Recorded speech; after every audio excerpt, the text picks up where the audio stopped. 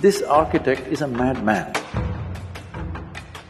But he's a very super sane madman.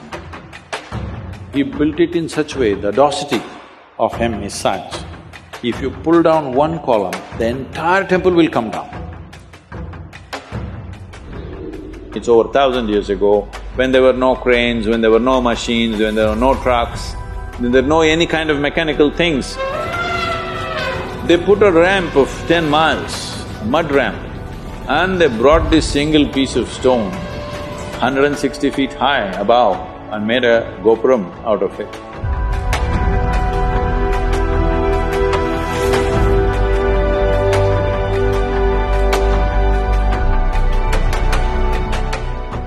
Even in architecture, there is adventure, isn't it?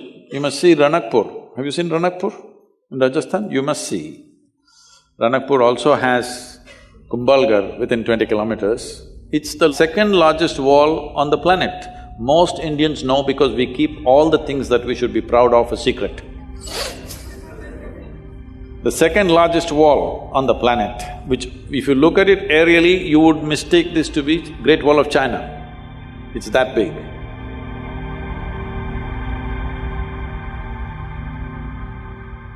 But most Indians don't even know there is a wall like this, it's in Kumbhalgarh. Close to that is Ranakpur.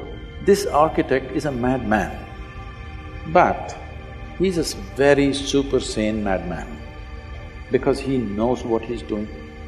See, if you build a building, this is a temple with 1,000 columns.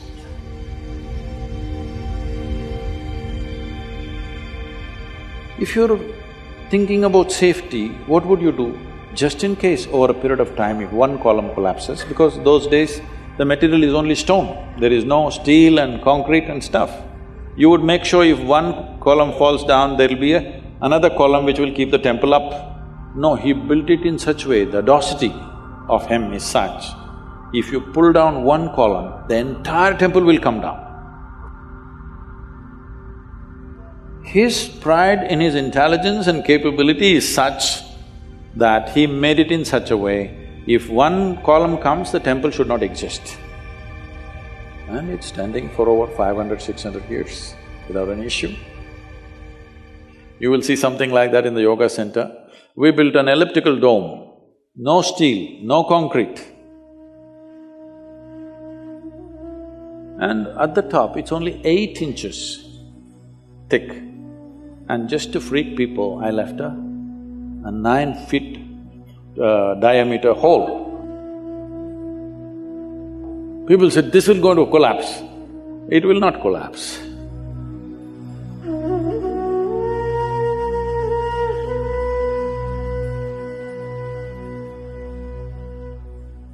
And if you go to the ancient temples, you must come to the south because North India, most of the temples, the ancient temples are all gone. The new ones that they have built is all put up in a hurry.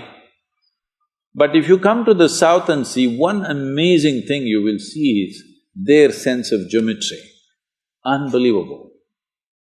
How they arrived at this sense of geometry, 1,000 years ago, 2,000 years ago, absolute geometric sense in their mind. You've seen Belur Halebeedu? Have you? Karnataka temples? Oh, it's a must-see. It's just a must-see for any human being, especially those of you who are in architecture, art, whatever you are into. Some aesthetics you are into means this is something you must see.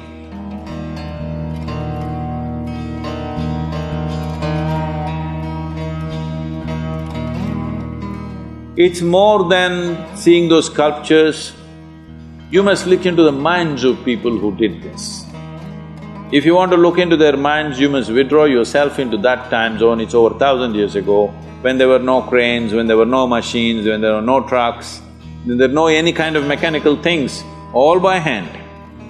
Why would somebody endeavor to do something so phenomenal and so almost superhuman in terms of engineering and the physical difficulty of lifting these huge rocks and doing this carving business?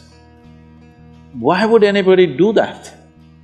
What kind of passion should be firing those people to do this is unbelievable. If you see the Tanjavur temple, have you seen?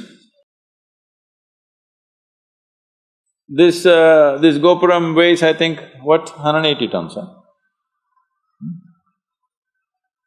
180, is it? Does anybody know? I think somewhere in that range, over 120 tons for sure. And it is at a height of 160 feet. They put a ramp of 10 miles, a mud ramp, and they brought this single piece of stone, 160 feet high above, and made a gopuram out of it. Exquisitely carved.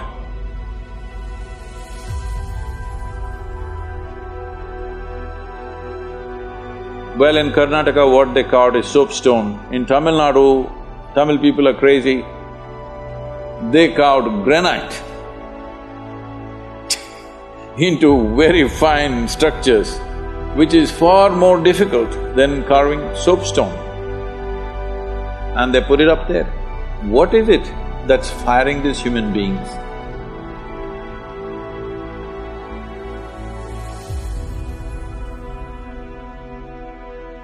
Before you take up any project, you must visit this and see what kind of human beings are these, you know?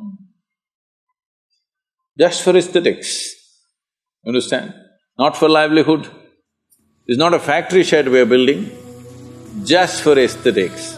They were willing to invest their lives absolutely, everything they got. I think we need that culture back if we want to create a beautiful India, very important.